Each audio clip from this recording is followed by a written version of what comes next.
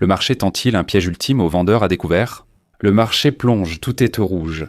45 000 emplois perdus en une semaine, mais ne baissez pas les bras. La Fed prépare un cocktail pour 2026 qui pourrait vraiment vous secouer, d'accord? Assouplissement quantitatif. Ce tournant pourrait transformer le krach en rallye spectaculaire. Restez avec moi. L'opium pourrait bien être le filtre miracle que vous attendiez. Maintenant, il faut qu'on définisse quelques termes. D'accord? Beaucoup de gens entendent parler de baisse des taux et pensent automatiquement que cela signifie assouplissement quantitatif, c'est-à-dire que la Fed rachète des obligations sur le marché. Ce n'est pas pareil. Les baisses de taux donnent l'impression d'un assouplissement parce qu'elles rendent l'emprunt moins cher, mais elles n'injectent pas réellement de nouvel argent dans le système. Pour être clair, maintenant, lorsqu'ils vont baisser les taux, le marché immobilier va se débloquer et cela va ramener beaucoup de calme dans l'économie. On peut dire que les baisses de taux agissent sur le court terme de la courbe. La Fed baisse le coût de l'emprunt et espère que les consommateurs et les entreprises contracteront plus de prêts, dépenseront plus d'argent et stimuleront l'économie. C'est indirect. La Fed dit en gros « Voici du crédit bon marché, allez-y, utilisez-le ». Généralement, cela relance la situation. L'assouplissement quantitatif, c'est différent. La fin du resserrement quantitatif. Le 1er décembre n'est pas équivalente à l'assouplissement quantitatif. Avec l'assouplissement quantitatif, la Fed crée littéralement de la nouvelle monnaie de façon électronique et l'utilise pour acheter des actifs comme des bons du trésor et des titres adossés à des créances hypothécaires. Ces achats injectent beaucoup de liquidités dans le système financier, réduisant les rendements à long terme et augmentant presque tous les prix. Actions, obligations, crypto, tout y passe. Ce n'est pas un encouragement, c'est une injection forcée de liquidités dans le marché. Repassons-le encore une fois. En termes simples, le Trésor des États-Unis émet des obligations. Le marché achète ces obligations, y compris la Fed. C'est là que la magie opère, pendant le resserrement quantitatif. Lorsque ces obligations arrivent à échéance, la Fed ne réinvestit pas l'argent, elle le récupère. Elle laisse juste l'argent disparaître. Elle laisse l'argent sortir du système alors qu'avec l'assouplissement quantitatif, c'est l'inverse. Lorsque la Fed récupère de l'argent provenant d'obligations arrivant à échéance, elle utilise cet argent pour acheter d'autres obligations. Cette demande accrue augmente les prix des obligations.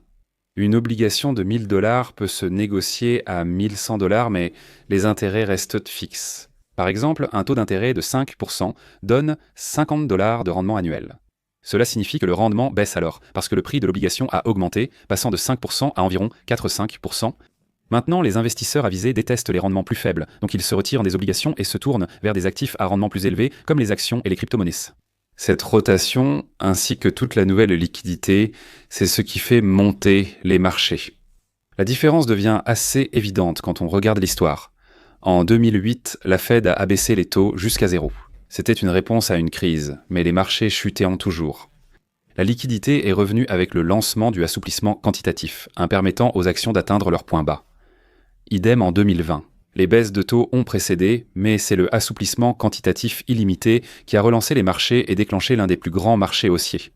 Les baisses de taux ne nécessitent enfin pas forcément un effondrement massif. Elles surviennent souvent après un grave dysfonctionnement économique. Mais nous avons eu par le passé un excellent exemple de ce qui se passe lorsque les baisses de taux ont lieu. Et elles ne font pas tout exploser, du moins pas immédiatement. C'était lors de la bulle Internet, quand ils ont baissé les taux vers le milieu des années 90. Ensuite, tout a fortement augmenté. Donc, la Fed a déjà annoncé qu'elle allait arrêter le quantitative tightening d'ici le 1er décembre. Cela ne veut pas dire que le assouplissement quantitatif va automatiquement commencer. Cela signifie simplement qu'ils ont cessé de retirer de la liquidité, ce qui allège la pression sur le système. Mais c'est là que ça devient intéressant. Certains analystes soutiennent que mettre fin au quantitative tightening aussitôt ressemble fortement à une première étape vers un assouplissement quantitatif qui arrivera très bientôt. Selon eux, une annonce officielle de assouplissement quantitatif n'est pas nécessaire pour que le marché en ressente les effets, d'où le terme assouplissement quantitatif furtif. Beaucoup de gens disent qu'ils vont appeler ça des ajustements techniques. La liquidité revient progressivement dans le système. La Fed n'admettra rien publiquement. Elle ne veut pas trop exciter les marchés, mais c'est là, si vous regardez en arrière-plan. Et quand on regarde les données réelles, le timing a du sens. Le resserrement quantitatif commencé en juin 2022 a fortement réduit les réserves bancaires. Ça a été un vrai choc. Les réserves bancaires américaines ont chuté à 28 000 milliards $, leur plus bas niveau en 4 ans, contre près de 33 000 milliards plus tôt cette année. Les analystes ont averti que ce niveau se rapproche dangereusement du point où la liquidité n'est plus considérée comme abondante. Si les réserves chutent trop bas, les marchés de financement peuvent se gripper. Des tensions sont déjà apparues sur ces marchés que la Fed veut absolument éviter. En fait, ils ont eu une réunion d'urgence avec les banques ce week-end précisément sur ce sujet. tout n'est pas si rose en coulisses. Les marchés veulent plus de liquidités de la Fed. Le marché du travail n'aide pas non plus. Les données privées révèlent un net ralentissement de l'emploi. Les entreprises ont supprimé plus de 14 250 emplois par semaine fin octobre. Ce n'est pas bon, mec. En septembre, le secteur privé a perdu 32 000 emplois, plus forte baisse depuis début 2023. Les suppressions d'emplois annoncées en octobre ont atteint 153 000, un record depuis plus de 20 ans pour ce mois. Le total des suppressions d'emplois cette année atteint près de 11 millions, un record depuis la pandémie. L'économie va mal, la Fed a gardé les taux trop hauts trop longtemps. N'oubliez pas que son double mandat inclut le plein emploi. Ces chiffres exercent une forte pression sur la politique monétaire. Ils doivent aussi maintenir une faible inflation, mais pourraient devoir privilégier l'emploi au détriment de la lutte contre l'inflation. Les opinions macroéconomiques divergent ici. Stéphane Mirin, voix faucon à la Fed, ne réclame pas d'assouplissement complet, mais prône des baisses de taux rapides et agressives. Il a affirmé que la stabilité du marché obligataire justifie des baisses de taux plus importantes, et non de simples réductions symboliques d'un quart de point à chaque réunion. Il faut une véritable agressivité ici. Selon lui, la demande peut être corrigée d'abord par les taux. Mais si l'économie se détériore plus rapidement que prévu, les outils liés au bilan pourraient entrer en jeu. Les outils liés au bilan, bien sûr, cela signifie le assouplissement quantitatif et qu'ils vont commencer à racheter des trucs, des tonnes d'obligations sur le marché. DWJ Bank voit ce scénario arriver plus tôt que prévu. Les analystes de DOIT JAB Bank s'attendent à ce que la Fed termine le quantitative tightening, bien sûr, dans quelques semaines. Dans quelques jours, bon sang, suivi d'un gros revirement de liquidité. Ça ressemble à du assouplissement quantitatif, mais ils ne l'appelleront sans doute pas ainsi. Ce seront encore des ajustements techniques. Ils ne prévoient pas de assouplissement quantitatif demain, mais affirment qu'un pivot de milliers de milliards de dollars surviendra dès le resserrement des marchés de financement. Et nous nous dirigeons vers une situation où les marchés de financement deviennent un peu trop tendus. Ce n'est pas qu'une histoire américaine, il faut le souligner. Le Japon, la 4e plus grande économie du monde, envisage également un énorme plan de relance de 17 000 milliards de yens, soit environ 110 milliards de dollars américains. Si cela se réalise, cette liquidité viendra renforcer le cycle d'assouplissement américain. La Chine imprime aussi de la monnaie. Tout cela engendre une vague de liquidité susceptible de déferler sur les marchés mondiaux à risque. L'assouplissement quantitatif, tel que nous le connaissons, va-t-il bientôt arriver ? Nous ne savons pas exactement quand cela va arriver, mais ça finit toujours par arriver. Il est probable que cela arrive cette fois, ou du moins dans un avenir proche, sous une forme d'ajustement technique. Mais ne vous méprenez pas en pensant qu'ils vont vraiment injecter de la liquidité dans le système.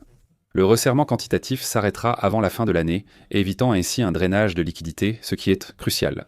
Des initiés de la Fed, comme Mirin, recommandent des baisses de taux plus rapides et importantes. De plus, il n'est plus seul, ce qui pourrait dynamiser davantage le marché. Le marché de l'emploi étant faible, la Fed pourrait ne pas officialiser le assouplissement quantitatif, mais la liquidité doit circuler, c'est à cela que réagissent les marchés. Et l'histoire montre que lorsque la liquidité revient, ce sont généralement les actifs risqués qui en profitent le plus. Parfois, s'il faut un peu de turbulence, c'est ce que nous vivons actuellement. La fermeture du gouvernement commence à perturber le système.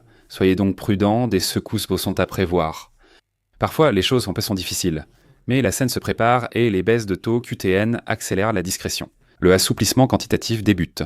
Les marchés ne vont pas forcément bondir immédiatement, mais le contexte devient plus favorable aux actifs risqués. Les conditions financières n'ont pas été aussi souples depuis longtemps, et elles le deviennent de plus en plus. Les 2 dernières fois que cela s'est produit, cela a aidé les marchés à sortir des récessions. Imaginez ce qui arriverait si cela se produisait pendant la tendance actuelle du marché boursier. Je pense que la rue principale a traversé une récession, mais cela va bientôt finir, tout comme les politiques de la Fed vont changer. Pour suivre l'actualité des actions, crypto-marché et plus, abonnez-vous à notre super newsletter. C'est gratuit. Il y a un lien ci-dessous. Allez jeter un œil. Merci de regarder.